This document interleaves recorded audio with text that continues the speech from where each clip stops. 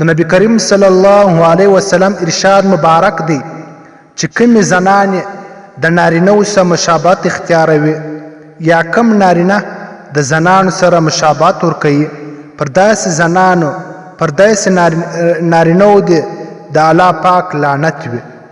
عزتمندو مسلمانانو، د الله پاک عجیبه نظام دی.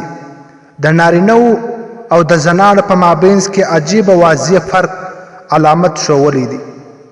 د نارینهو په مخ کې ژوره راوځي او نارینه په خپله ژوره باندې ښایسته دی، او د زنانې په مخ کې بیشتنه راوځي ځکه زنانې مخ د هغې څه ښایسته و بغیر ژورې.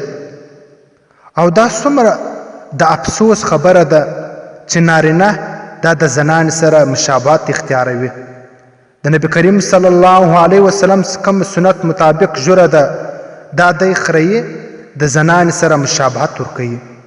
افسوس نن به عجیبه پنشن عجیبه رسم راوواتی چې یو بل پنشن اختیاروي د زنانو سره مشابهت اختیاروي چې پر خپلو شونډانو باندې سرخي لګوي ځکه دای ښایست راولي په خپل مخ کې.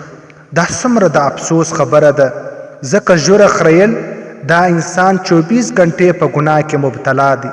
که په خوب کې وي په خوب کې دی په ګناه کې مبتلا دی، او که چیر په لمانځه ولاړې یا روانې یا ولاړې په هر حالت کې دی په ګناه کې مبتلا دی.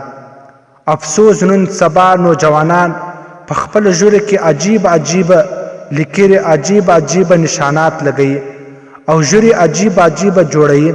دا څومره د افسوس خبره ده. په سر عام د نبی کریم صلی الله علیه وسلم په سنتو باندې پسخن شروع دی. نو حق تعالی تبارک و تعالی دې پر داسې معاشره او پر داسې نوجوانانو باندې رحم وکړي او حق تعالی تبارک و تعالی دې و داسې نوجوانانو ته هدایت نصیب کړي.